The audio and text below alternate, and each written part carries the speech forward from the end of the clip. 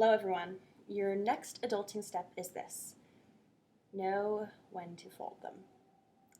In this, I think the best example of this is when you were like a little kid, like maybe you were 7, and there was one thing and one thing only that you were looking forward to, which is going to the water park, right?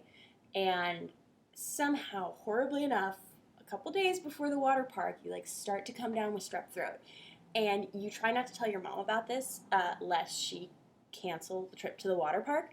But eventually, she just has to make that call, like, "Hey, listen, you have a fever of 104 degrees, and you're not going to the damn water park." And it just feels so manifestly unfair that this one thing that you have been living for can now not happen because of stupid germs or whatever. And I had a moment actually extremely like that this past weekend. I had been so damn excited about this Reno road trip that I was going to go on. Did you know that when you get to Reno, hotel rooms are like $29.95 for the fanciest ones?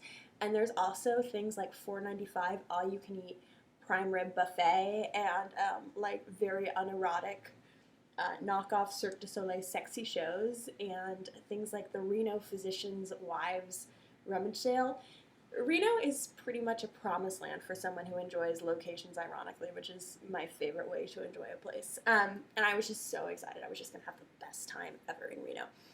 But to get to Reno, my dude and I were going to have to drive 8 hours from Oregon down all the way through the wilderness to Reno. And the other valid little bit of information here is that a couple weeks ago I had a big old fancy seizure in my desk, which I didn't remember any of. And since then, my brain hasn't been working right. It's hard for me to write. I reach for words and they're not there, which is really, really frustrating. And I can't drive. I got some like weird test results, and so for the time being, I'm not allowed to drive anywhere. So that's obviously really convenient and easy. So at a certain point, my guy started kind of making noise like, "Hey, maybe since you're having all this neural excitement, we want to wait a minute before we go driving like 8 hours through butt fucking nowhere desert." And I was totally like, "No, whatever, who cares? It's still good. It's still good. My brain's fine. We can go. Like, prime rib, rummage sale." And then at a certain point, I just had to be like, "Yeah, you're right. We can't do this. This is not a good plan for me right now." So we went on like a road trip up to Seattle instead, and that was fun. I guess. No, it was really fun. And I can go in the future. I'm a grown up. I can do things. I can cancel